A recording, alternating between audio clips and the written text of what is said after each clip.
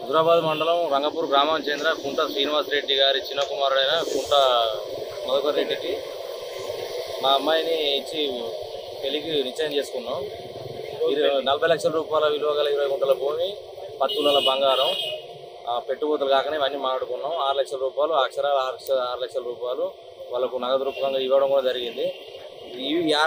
Already ఈరోజు మాకు పెళ్ళి, ఈ టైంకు ఇవాళ మాకు పెళ్ళి ఉన్నది. వచ్చిన బంధువులు మొత్తం ఫంక్షన్ నుంచి మరిపోతుంది. ఇవాళ పెళ్ళి ఉన్నది. ఆ అబ్బాయి వచ్చేసి నిన్న నైటు వేరే అమ్మాయితోటి పెళ్లి చేసుకున్నాడు. మాకు అన్యాయం జరిగింది. హుజరాబాద్లో ఉన్న పోలీస్ స్టేషన్ దగ్గరనే ఉన్నాం. సార్ వరకు కూడా కంప్లైంట్ చేసినాం.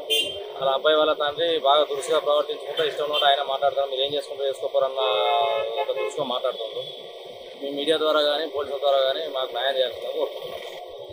హుజరాబాద్ మండలం రంగపూర్ గ్రామానికి చెందిన శ్రీనివాస్ రెడ్డి గారి చిన్న కుమారుడైన మధుకర్ రెడ్డి గారికి మా అమ్మాయిని ఇచ్చి పెళ్లి నిశ్చయం చేసినాం.